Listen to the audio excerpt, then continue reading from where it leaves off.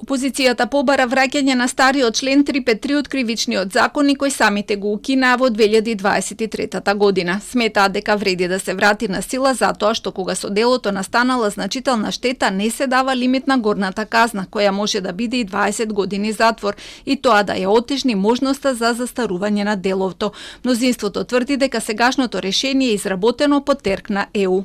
То сметаме дека во овој момент е коректно да го вратиме старото решение. Во подготовка е новиот кривичен законник, каде што ќе има доволно време да се направи солидно решение и на овој член.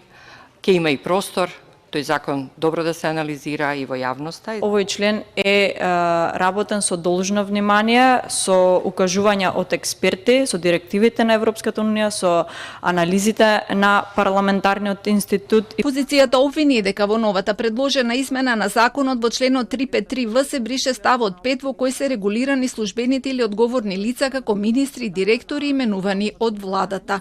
Од левица бара и заострување на казнената политика за кривичните дела сторени од страна на лица кои вршат јавни функции.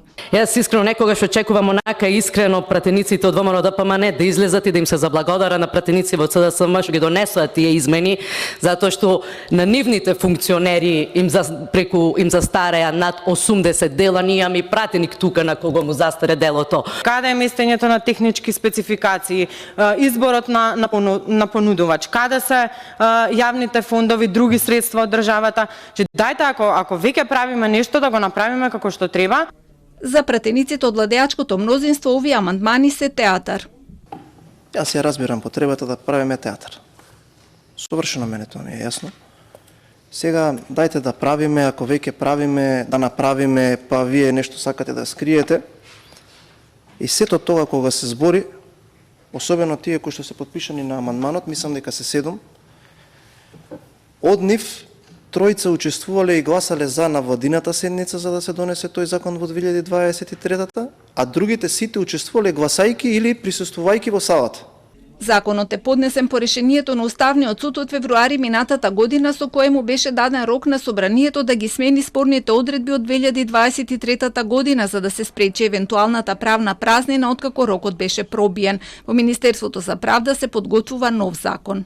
Кривичниот законник ќе биде многу брзо готов со тоа што работевме на усогласување на 4 ЕУ регулативи, така да очекувам дека до јуни месец тој ќе биде донесен. Беше неопходно да се донесе, да биде таа интервенција пред нова година, пред одлуката на Уставниот суд да стапи во сила. Тенденцијата на предлог измените во законот е да се заостри казнената политика преку зголемување на постојните пропишани казни за кривичните дела злоупотреба на службената положба и овластувањето од член 353 како и злосторничко здружување од член 394.